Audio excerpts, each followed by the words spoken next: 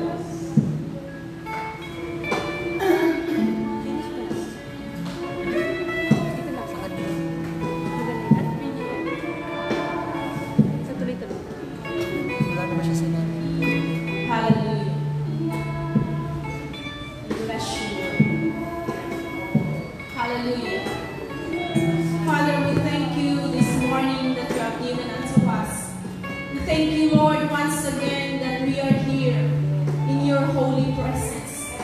Father, we thank you for the things that you have done for the past weeks. And Lord, once again, we are here in your holy presence. And we choose to worship you, O God. For you are the God who never fails. The God of Abraham, Isaac, and Jacob. Father, we thank you, Lord, for the things that you are doing in our midst right now. We commit, Lord, this an hour, O God, for your glory alone. May your name be glorified. May your words be delivered in accordance to your will.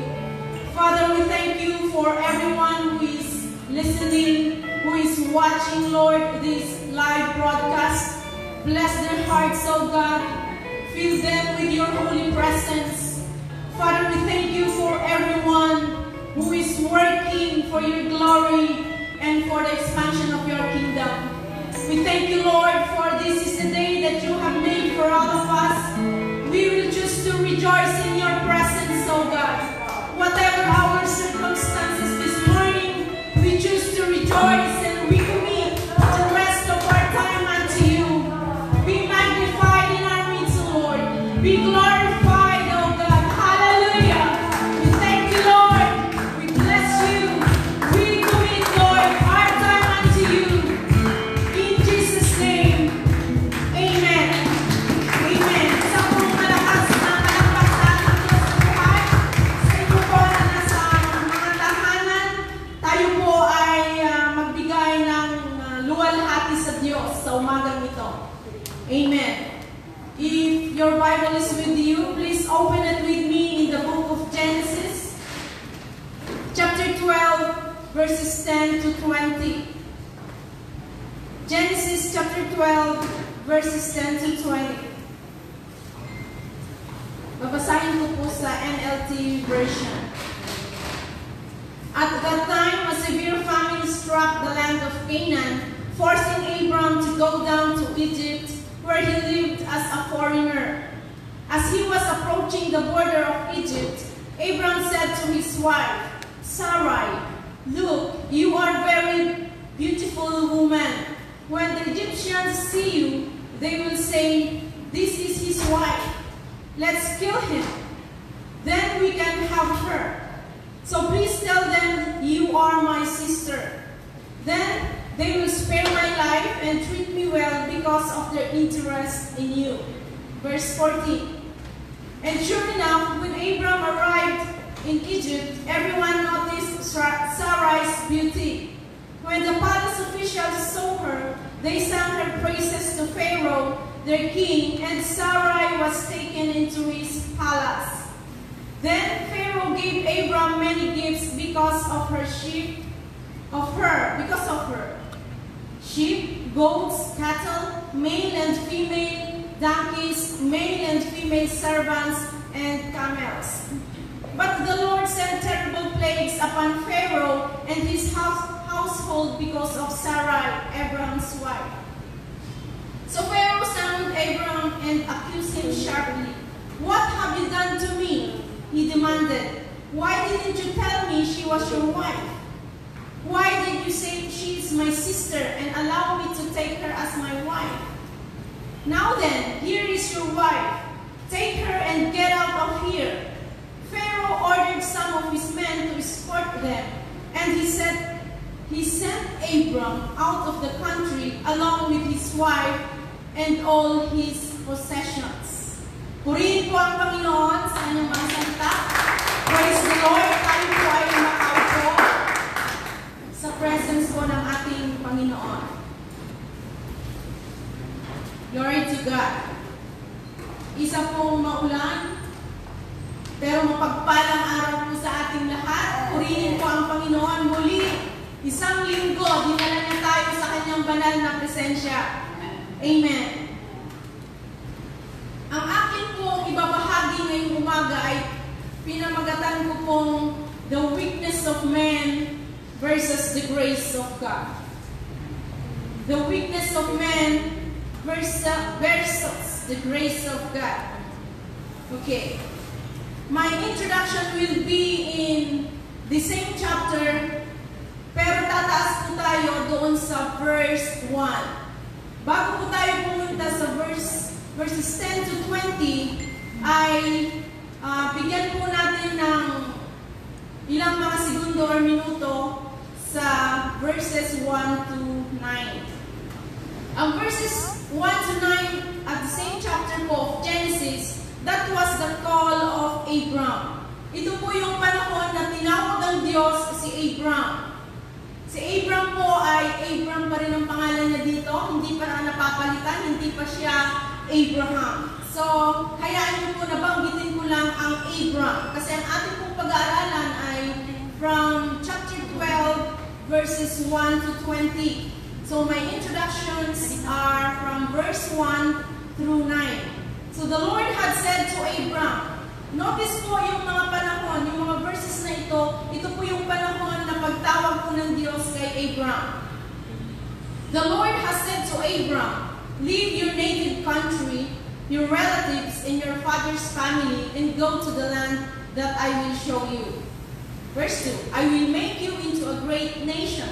I will bless you and make you famous, and you will be a blessing to others. I will bless those who bless you, and curse those who treat you with contempt. All the families on earth will be blessed through you. Verse 7, then the Lord appeared to Abram and said, I will give this land to your descendants. And Abram built an altar there and dedicated it to the Lord who had appeared to him. Okay, Abram is the father of faith. His faith was tested the first time in the land which God had promised him during famine. Okay, tinawag po ng Diyos si Abraham sa promised land. Ito po yung Canaan. Dito na po tayo mag-focus sa verses 10 to 20. Sa ating pong binasang text, famine is a drought. When animals has nothing to eat, they died, and there is no harvest also. Yun po yung sinasabing famine sa verse 10. Severe famine, tagtuyot, taggutom. Here, Abram's response is lack of faith. Di po ba tinawag na po siya ng Diyos? Dinala na po siya doon sa Canaan, na kung saan ang promised land na ipinangako ng Diyos sa kanya. But in verse 10 to 20, here, Abram's response is lack of faith. It demonstrates the immaturity and a shocking disregard to his wife or for his wife. So dito po, there are two kinds of fear Abram demonstrated in verses 10 to 20. Ano po ba yung nakita po natin dito? Habang pinapag-aralan ko po ito, this is applicable to all of us sa ating pong kapanahunan. Itong dalawang fear na ito na naramdaman o na-experience po na Abram ay takot. Anong klaseng takot ito? Takot na mamatay sa gutom at takot na papatayin siya ng mga Egyptian.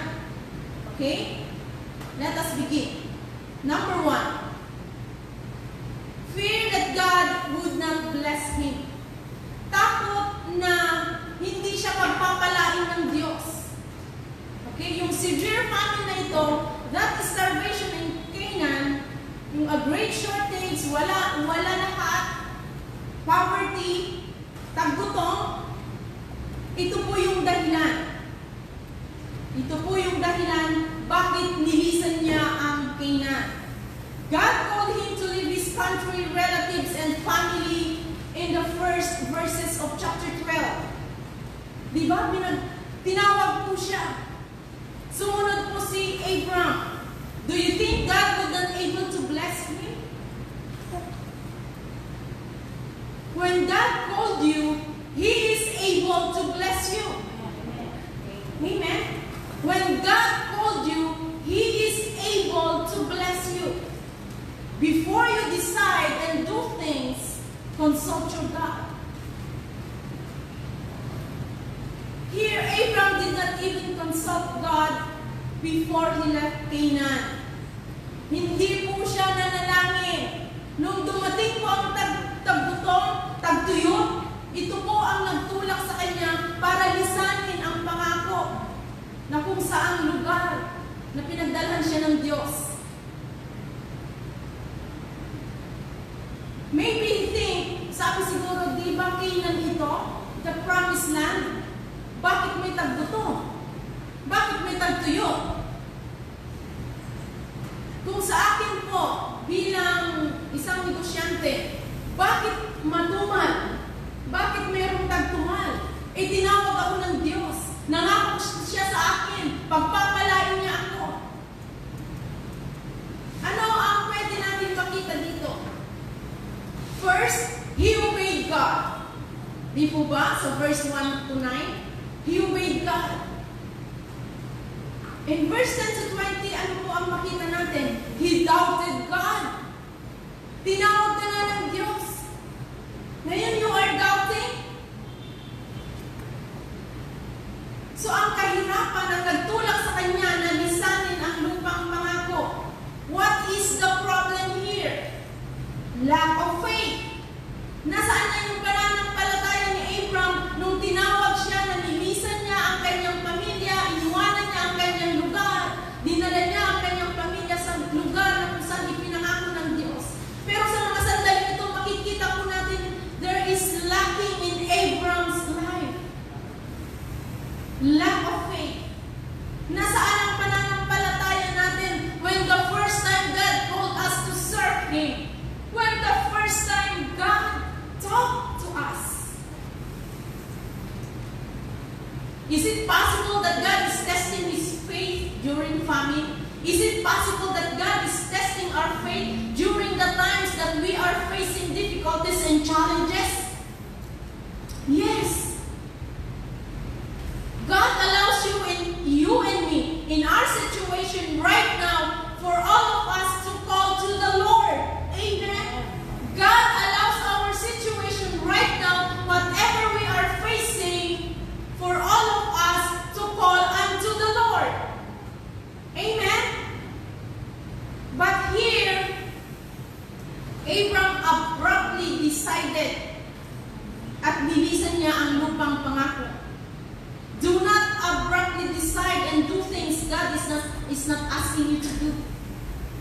When He promised you something, He is able to fulfill it. Amen. He is able to fulfill it. Just trust the Lord. The problem with Abram's journey to Egypt is not the going. Ang problema po dito hindi yung pagpunta. It's the leaving behind. Ano po ba yung behind na ito? He went to Egypt without seeking God's input. Okay? Nakita po ba natin? He didn't deny God, yes.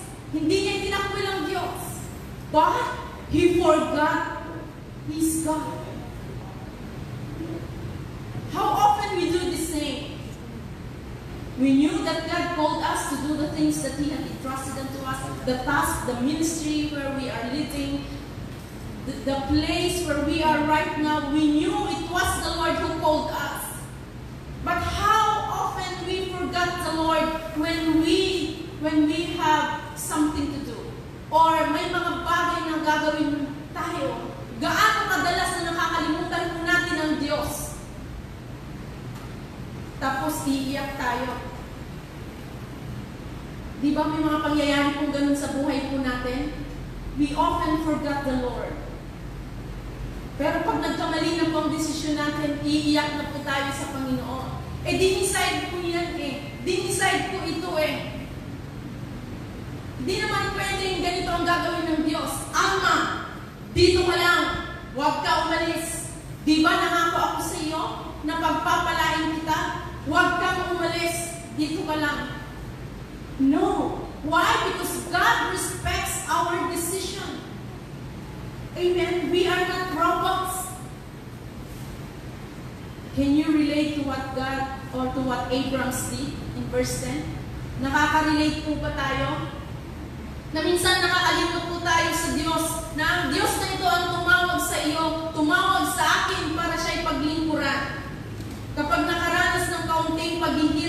nakakalimutan ng Diyos. That's why Abraham, he feared that God would not bless him. Amen? Yun po ang ikinatakot niya. Number 2, fear that God would not protect him. Fear that God would not protect him. In verse 11 to 13, si Abraham, advance siya mag-isip. Dito pala nang galing yung mga sinasabi ng mga kabataan ngayon. Advance mag-isip. Naririnig po ba natin sa mga kabataan? Or tayo mismo, advance kasi mag-isip eh. Notice in verse 11 to 13, inilagay niya sa alanganin ang buhay ng kanyang asawa para sa kanyang kaligtasan. Di ba nga, sa atin kung may mga asawa, nakaka-relate po ako dito. For better or for worse, in sickness or in health, in abundance and in famine. Isama po natin ito. In abundance and in famine, till death do us part. Ouch! Masakit, di ba? Now, he is, yung ginawa po ni Abraham, that he decided to leave the promised land without discussing to his wife and without consulting the Lord.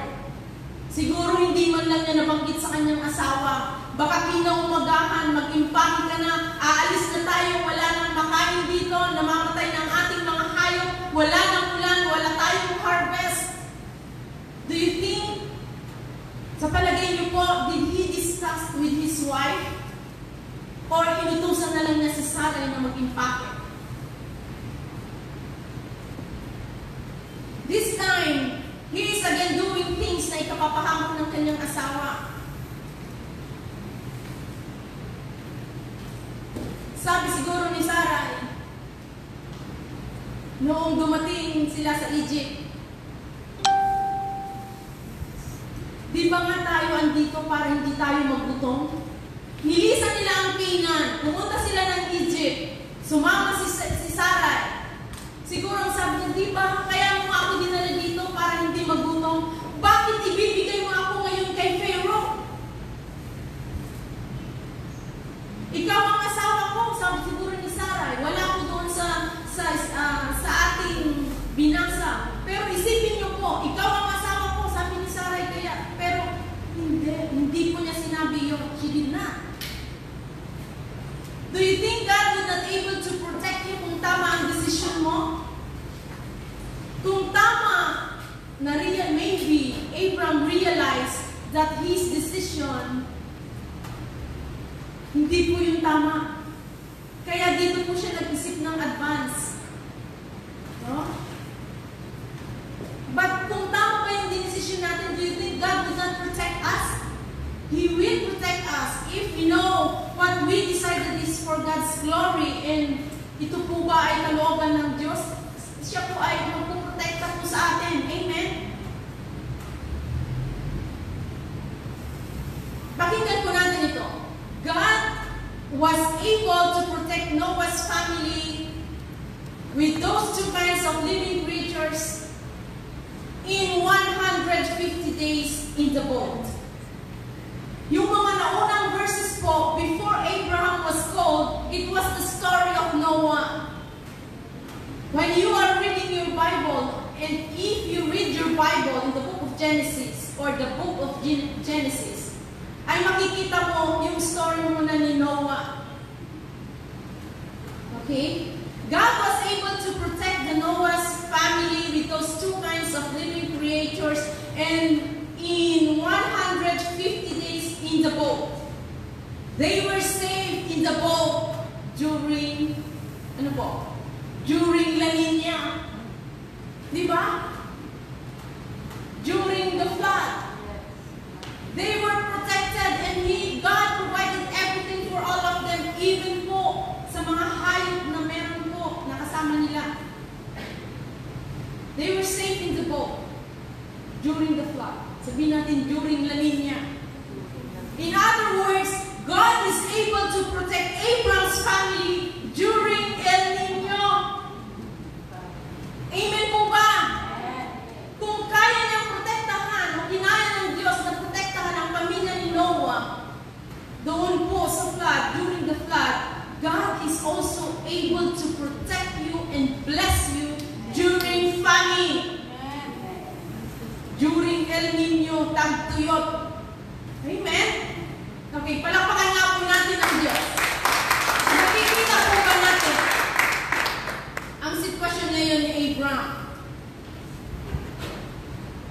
Abraham's fear here is death.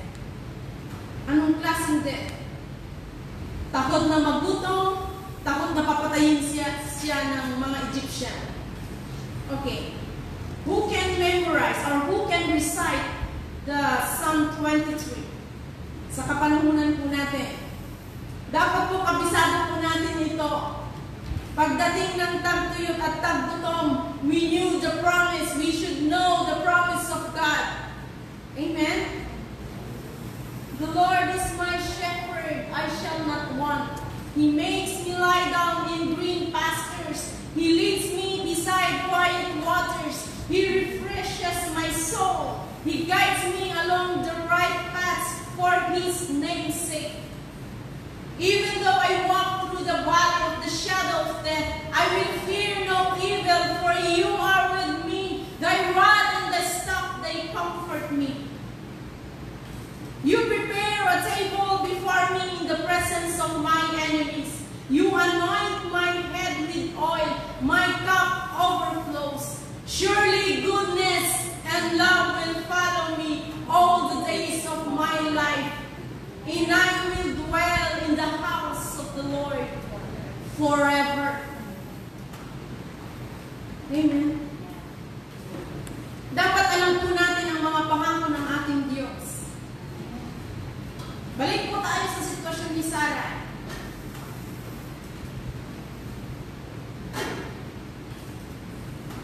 Here, Sarah applied the phrase sa New Testament, wives, submit to your husband. While obeying her husband, I believe in my heart, she was praying fervently. Panginoon, dinala niya kami dito sa Egypt. Sa takot na mamatay po kami ng gutom sa Canaan. Bakit ngayon ipamimigay niya ako? Lord, please protect me. Ayaw ko maging asawa ni Pharaoh. Siguro ganun ang mga panalangin ni Sarah. While Abraham was enjoying the material things, the many gifts Pharaoh gave, because of his selfishness and lies, si Sarah naman po ay nananalangin. Nananalangin po siya habang nandun po siya sa palace. What had happened? God sent terrible plagues to Pharaoh in response of Sarah's prayer. Nakita po natin, God sent severe plagues to Pharaoh in response of Sarah's prayer. Dahil po sa kanyang mga panalangin. Ano po? For her sake, God answered her. Sa Psalms 23, for His name's sake, di ba? God would bless us.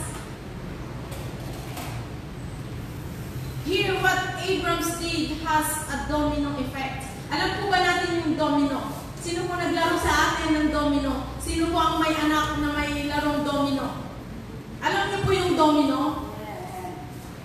Pag tinayo po ito, pag tinayo po ha, at kapag natumba yung isa, lahat po yun matutumba.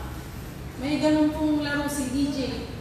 At yung ginawa po ni Abraham ay may domino effect.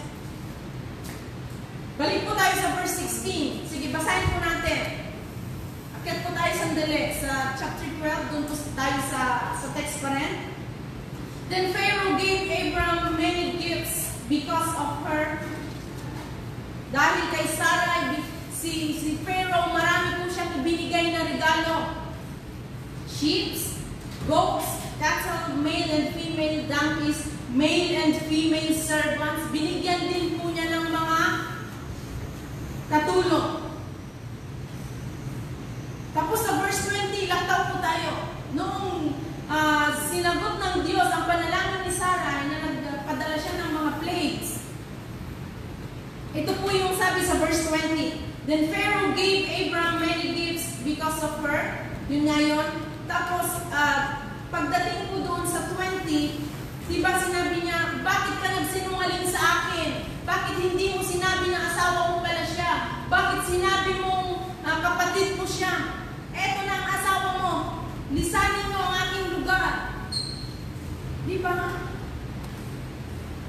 The Lord answered the prayer of Sarah. Because Abraham's selfishness and lies, it caused terrible plagues. It leads to catastrophe. Pag sinabi catastrophe, disaster. A momentous tragic. Grabe. Mas masahol pa siguro ang ipinadala ng Diyos sa lugar ni Pharaoh sa Egypt kaysa sa linisan nila ang Canaan. Because Sarah's wholehearted obedience resulted God's protection and unending grace. Di po ba? Dahil sa kanyang mga panalangin, God demonstrated His unending grace. We see what happened in the life of Abraham during the call. He obeyed. But during trials, he doubted. Yan po ang weakness ng tao. Amen? Kapag maraming pangako ang Diyos, sumusunod po, sumusunod tayo. But sa mga pangako, within that pangako, may mga pagsubok na inaalaw o hinahayaan po ng Diyos for all of us to be mature. Alam mo bang nakita ko dito? It was faith is often followed by famine. Ibig sabihin po, yung ating pananampalataya, meron pong kasunod na pagsubok sa ating mga buhay. Nakita po ba natin sa ating mga buhay ito? There are times that God blessed you. There were times that God allows those things to test you, to test your faith. But you know what? Famine can lead us far from God kapag hindi po natin siya kinukonsulta. Ang kahirapan po ng buhay, minsan ito po ay maging rason para po tayo ay humiwalay sa Diyos. Okay? Marami tayong bakit Lord? Di ba nangako ka? But you know, God will bring us back because of His mercy and grace. Ibabalik tayo ng Diyos because someone is praying for you. Why you are here right now? Because someone is interceding for all of us. Someone who prayed for all of us. Bakit narito po tayo ngayon? Though we disobey God and though sometimes we have matitigas po ang ulo natin, there is always praying for you. Si Abraham, he is already blessed. Bakit? May asawa siyang Sarai na patuloy na sumusunod sa kanya. And at the same time, praying for Abraham.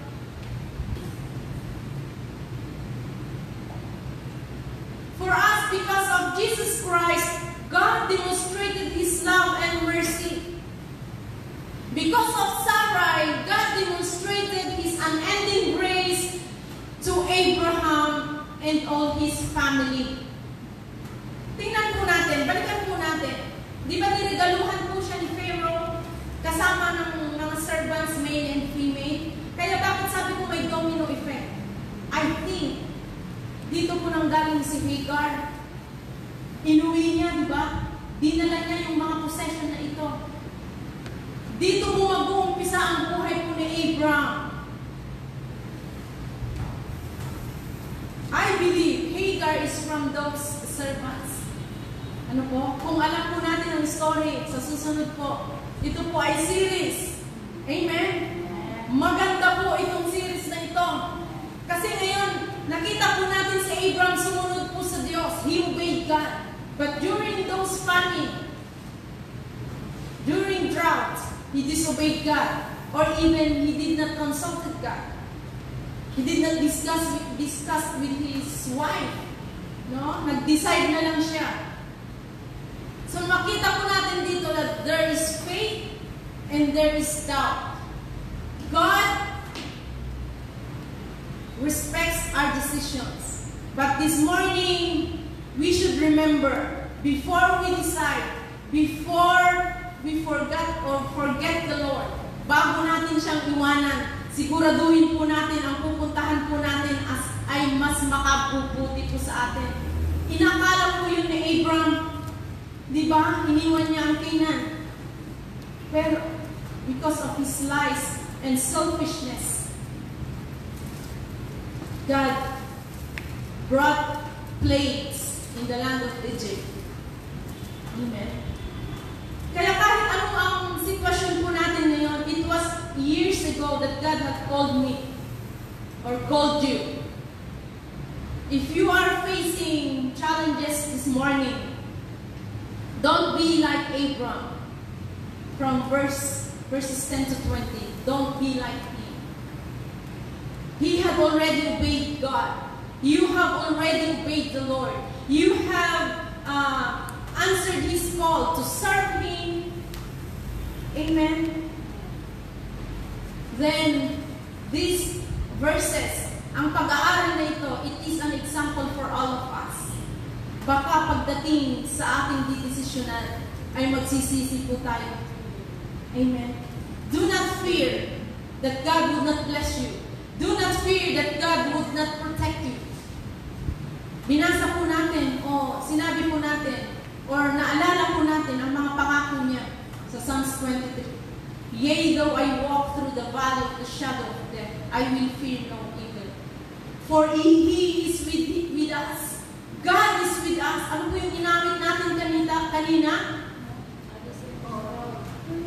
Yung first na inamit po natin, forever, God is forever with us. Amen? Inaawit na po natin, nababasa natin sa kanyang mga salita. Then decide this morning that do not fear. Do not fear. Because God's grace is sufficient. His faithfulness is new every morning. Amen? Huwag mo pong iiwanan ng Diyos. Hayaan mong patuloy kang sumunod sa Kanya. Yes, there were times that we forgot the Lord. But this morning, stand up. This morning, decide to continue to follow the Lord. Nandito na po tayo sa Kanyang presensya, sa Kanyang panawagan, sa Kanyang mga pagpapala. Then, if tomorrow there is famine, then continue to trust the Lord. Amen? Continue to trust the Lord. His grace is sufficient. Man's weakness versus God's grace. Mataas po ang grasya ng Lord. Sapat po ang grasya ng Lord kaysa doon sa iyong mga takot. Amen? God's grace is sufficient. Do not forget that it was the Lord who called us, and before it was the Lord who blessed us. And at the same time, He will still bless you. Amen? Palakpakan po natin ang Diyos. He will remain faithful. So all of us, kahit nga nagkakamali tayo, He remain faithful. So this morning, I just want to encourage everyone that trust the Lord during famine. Entrust God your family during drought. Amen. Do not fear. Entrust yourself to God that He will protect you from the outside of your house, from the coming and going of your house. He will protect you. Amen. Palakpakan po natin ang Diyos. That's why we are here right now. We are strong. Amen. Do not fear that virus, but take some medicine. But sleep. No? Wag po natin abusuin ang ating katawan. Huwag po natin abusuin ang grasya ng Lord. Amen? Kung alam po natin na tama ang ating pinagdesisyonan, then we should not fear. Amen? Kaya minsan may takot tayo because we knew, lumabag po tayo sa kalooban ng Diyos. But this time, bumalik po tayo sa Diyos. Amen? Bumalik po tayo sa Kanyang kalooban, bumalik po tayo sa Kanyang panawagan, dahil Siya po ang sasama sa atin, sasamahan niya tayo until we will face Him face to face. Amen. Glory to God. Hallelujah. Hallelujah. Let us pray. Let us commit our lives to the Lord. Amen. Father God, this morning we thank you and we praise you, Lord, for your words, for your promise. You have so many promises to all of us, oh God.